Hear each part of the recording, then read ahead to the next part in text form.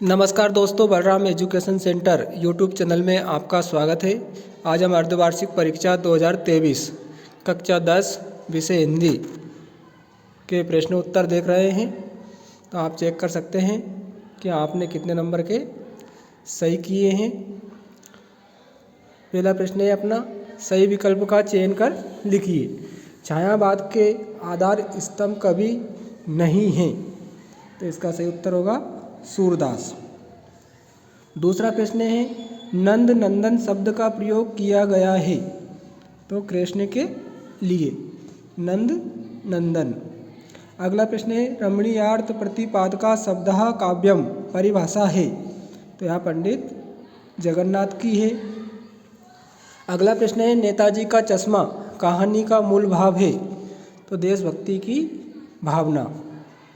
अगला प्रश्न है, क्रिया विशेषण में विशेषता बताई जाती है, तो क्रिया की। अगला प्रश्न है, छठा, भोलानाथ और उसके साथी अपने घरौंदे के किवाड़ बनाते थे, तो दिया सिलाई की पेटियों से। तो यहाँ पहले प्रश्न के उत्तर हैं सही विकल्प वाले। दूसरा प्रश्न है अपना, रिक्त स्थानों की पूर्ति कर लिखिए।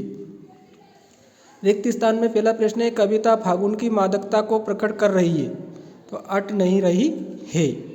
दूसरा, जहाँ एक शब्द का समान अर्थ में एक से अधिक बार क्रमशः प्रयोग होता है वहाँ अलंकार होता है, तो वहाँ पर पुनरुक्ति प्रकाश अलंकार होता है।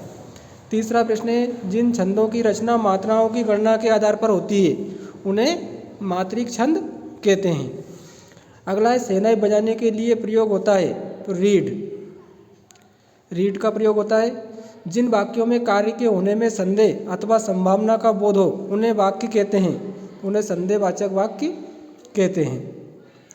कभी लॉन्ग स्टॉक में फिल्म की शूटिंग हुई थी, तो गाइड फिल्म की शूटिंग हुई थी। उसके बाद में अगला प्रश्न है, निम्नलिखित कथनों के समक्ष सत्य असत्य लिखिए। गोपियाँ कृष्ण द्वारा चुराए गए अपने मन को वापस मांग रही हैं, तो यह सत्य है।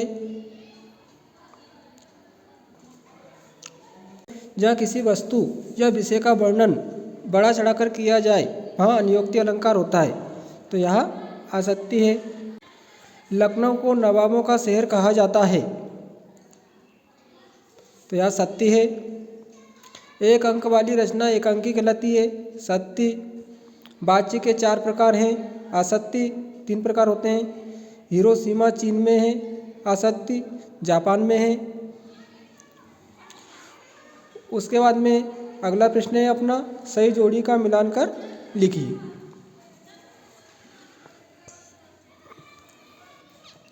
आधुनिक कबीर नागार्जुन, चौपाई सममात्रिक छंद,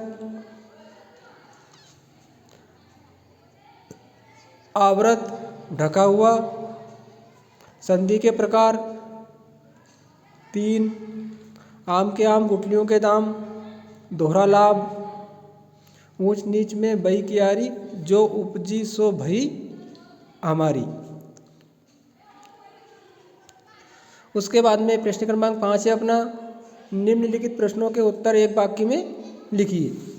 राम लक्ष्मण परशुराम संवाद रामचरितमानस के किस कांड से लिया गया है, तो इसका सही उत्तर होगा राम लक्ष्मण परशुराम संवाद रामचरितमानस के बालकांड से लिया गया है। अगला प्रश्न है, रस किसे कहते हैं, तो साहित्य या काव्य को पढ़ने सुनने देखने से जो आनंद की अनुभूति होती है उसे रस कहते हैं। मन्नू भंडारी के पिता रसोई को क्या कहते थे। तीसरा प्रश्न है, तो मन्नू भंडारी के पिता रसोई को भटियार खाना कहते थे। अगला प्रश्न है, वीर रस की कविताओं में कौन सा शब्द गुण होता है, तो वीर रस की कविताओं में ओज शब्द गुण होता है।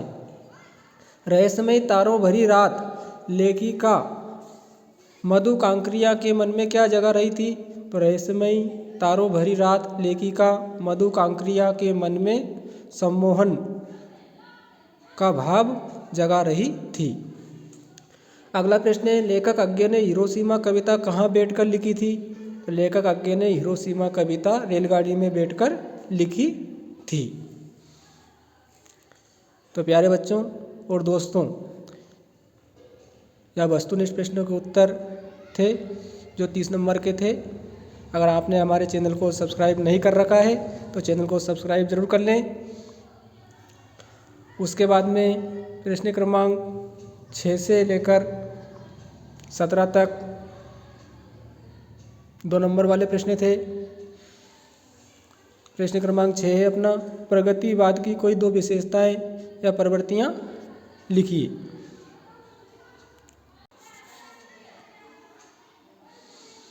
अगला प्रश्न है, नई कविता की कोई 2 विशेषताएं या प्रवृत्तियां लिखिए। प्रश्न क्रमांक 7 है अपना, तुलसीदास अथवा सूर्यकांत त्रिपाठी निराला की काव्यगत विशेषताएं निम्नलिखित बिंदुओं के आधार पर लिखिए। तो रचनाएं भाव पक्ष, कला पक्ष। 2 रचनाएं आपने लिखी होंगी, विनय पत्रिका, रामचरितमानस, कवितावली, दोहावली, गीतावली। भाव पक्ष कला पक्ष में आपने लिखा ही होगा। भाव पक्ष में आप लिख सकते हैं कि तुलसीदास जी ने भगवान श्री राम की लीलाओं का वर्णन किया है। श्री राम के प्रमुख भक्त थे। इन्होंने अपने काव्य में सभी रसों का प्रयोग किया है, किंतु प्रमुख रस शांत रस है। कला पक्ष में आप लिख सकते हो, तुलसीदास जी ने अपने काव्य में ब्रज और अवधी दोनों भाषाओं का प्रयोग किया है। अलंकार में लिख सकते हो आप अनुप्रास, यमक, श्लेष आदि अलंकारों का प्रयोग आपने अपनी रचनाओं में किया है। दोहा, चौपाई, छंदों का प्रयोग आपने अपनी रचनाओं में किया है। चौपाई आपका प्रमुख छंद था। इस प्रकार से आप लिख सकते हो। अगला प्रश्न है, गोपियों के अनुसार राजा का धर्म क्या होना चाहिए। इसका अगला प्रश्न है, लक्ष्मण ने वीर योद्धा की क्या क्या विशेषताएं बताई, कोई 2 विशेषताएं लिखिए। तो पहली विशेषता आप लिख सकते हैं कि वीर योद्धा अपने मुंह से अपशब्द नहीं कहते हैं। दूसरी विशेषता आप लिख सकते हैं, वीर योद्धा वीरता दिखाते हैं, बखान नहीं करते हैं। उसके बाद में प्रश्न क्रमांक 9 है अपना, स्मृति को पाते बनाने से कवि जयशंकर प्रसाद का क्या आशय है, अथवा कवि नागार्जुन के अनुसार फसल क्या है। उसके बाद में अगला प्रश्न है, काव्य किसे कहते हैं, काव्य के भेदों के नाम लिखिए। तो रसयुक्त वाक्य ही काव्य कहलाता है। काव्य के 2 भेद होते हैं, श्रव्य काव्य और दृश्य काव्य। अगला प्रश्न है, अद्भुत रस का स्थायी भाव एवं एक उदाहरण लिखिए। तो अद्भुत रस का स्थायी भाव विस्मय है। और एक उदाहरण हम लिख सकते हैं अद्भुत रस का, सारी बीच नारी है कि नारी बीच सारी है, कि सारी की नारी है कि नारी की सारी है। यह अद्भुत रस का उदाहरण है। अगला प्रश्न है, अनियोक्ति अलंकार किसे कहते हैं और परिभाषा सहित उदाहरण लिखिए। तो जहाँ अप्रस्तुत कथन के द्वारा प्रस्तुत के कथन का बोध होता है उसे अनियोक्ति अलंकार कहते हैं। उदाहरण, माली आवत देखकर कलियन करी पुकारी, फूले फूले चुन लिए काले हमारी बारी। उसके बाद में अगला प्रश्न है अपना 12वां प्रश्न है, रेखा चित्र किसे कहते हैं। कोई एक रेखा चित्र का नाम उसके रचनाकार के साथ लिखिए, अथवा नाटक और एकांकी में 2 अंतर लिखिए। नाटक और एकांकी में 2 अंतर आप लिख सकते हैं, बिल्कुल सरल प्रश्न है। नाटक और एकांकी में 2 अंतर, नाटक का आकार बड़ा होता है, एकांकी का आकार छोटा होता है। नाटक में अनेक अंक होते हैं, एकांकी में 1 अंक होता है। नाटक में पात्र अधिक होते हैं, एकांकी में पात्र कम होते हैं। रेखाचित्र किसी वस्तु अथवा पात्र विशेष का सुंदर ढंग से चित्रात्मक वर्णन ही रेखाचित्र कहा जाता है या रेखाचित्र कहते हैं। एक रेखाचित्र का नाम हम लिख सकते हैं माटी की मूर्तें और लेखक का नाम रामवृक्ष बेनीपुरी। प्रश्न क्रमांक 13 है अपना, रामवृक्ष बेनीपुरी अथवा यतीन्द्र मिश्र की साहित्यिक विशेषताएं निम्नलिखित बिंदुओं के आधार पर लिखिए। 2 रचनाएं, भाषा, शैली। रामवृक्ष बेनीपुरी की रचनाएं दे रखी हैं आपको, चिता के फूल, माटी की मूर्तें, लाल तारा, पतितों के देश में अम्बपाली आदि। भाषा आप देख सकते हो और ये शैली दे रखी है। प्रश्न क्रमांक 14 है अपना, बाल गोविंद भगत की पुत्र वधू उन्हें अकेले क्यों नहीं छोड़ना चाहती थी।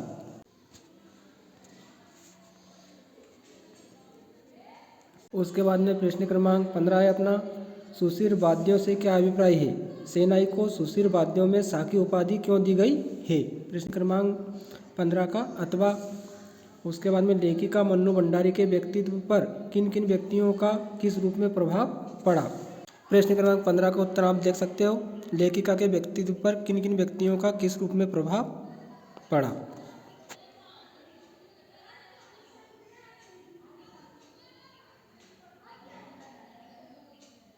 प्रश्न क्रमांक 15 का अथवा का उत्तर, सुशिर वाद्यों से क्या अभिप्राय है। सेनाई को सुशिर वाद्यों में साकी उपाधि क्यों दी गई है।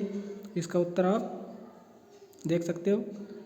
प्रश्न क्रमांक 16 है अपना, निम्नलिखित वाक्यांश के लिए एक शब्द लिखिए। पूरब की ओर बहने वाली हवा, तो पूर्वाई। सबसे आगे रहने वाला, अग्रणी। प्रश्न क्रमांक 16 का अथवा है, निम्नलिखित मुहावरों के अर्थ लिखते हुए वाक्य में प्रयोग कीजिए। 1 और 1 11 होना, इसका अर्थ होगा एकता में शक्ति का होना। इति श्री होना मतलब अंत होना। वाक्य में प्रयोग आप कर सकते हो। प्रश्न क्रमांक 17 है, माता का अंचल पाठ में बालक का वास्तविक नाम क्या था। उसका नाम भोलानाथ कैसे पड़ा। माता का अंचल पाठ में बालक का वास्तविक नाम तारकेश्वर नाथ था। अगला प्रश्न है, गंतोक को मेहनतकश बादशाहों का शहर क्यों कहा जाता है। गंतोक को मेहनतकश बादशाहों का शहर क्यों कहा गया या क्यों कहा जाता है, इसका उत्तर आप देख सकते हो।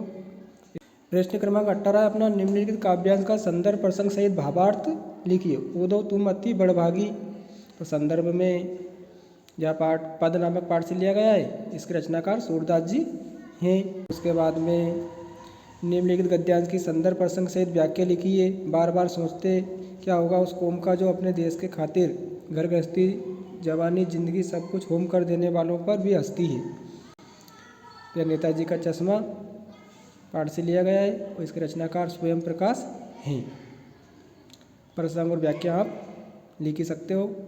उसके बाद में प्रश्न क्रमांक 20, पुस्तक हमारी प्रथम मित्र विषय पर अनुच्छेद लिखिए।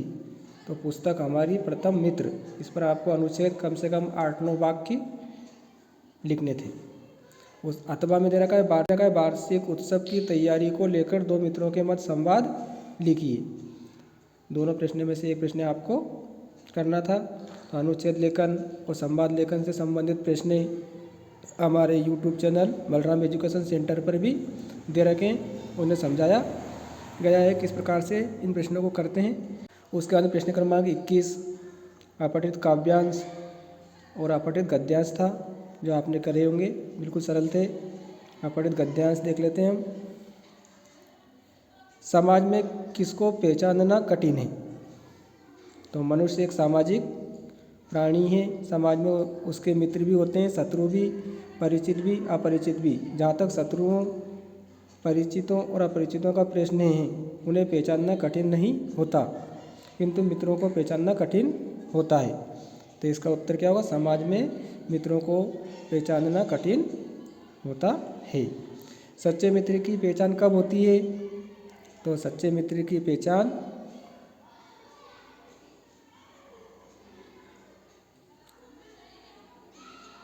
विपत्ति में होती है।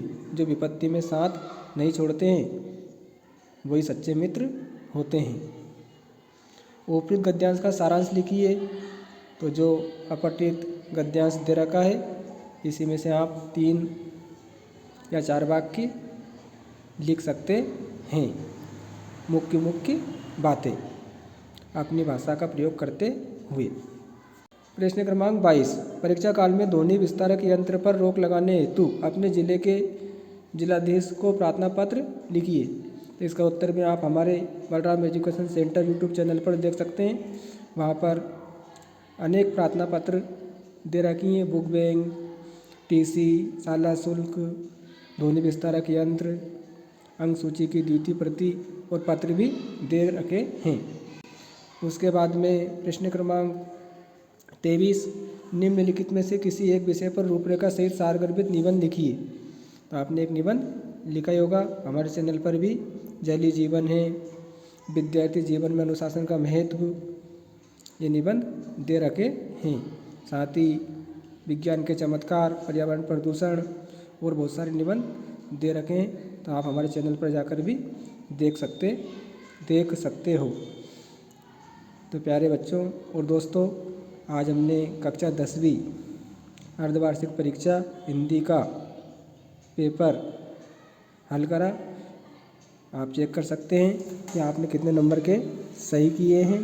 साथ ही आप इस प्रश्न पत्र के माध्यम से अपनी तैयारी, वार्षिक परीक्षा की तैयारी भी अच्छे से कर सकते हैं। इन प्रश्नों को आप ज़रूर अच्छे से याद करें ताकि आपकी वार्षिक परीक्षा की तैयारी अच्छे से हो। धन्यवाद।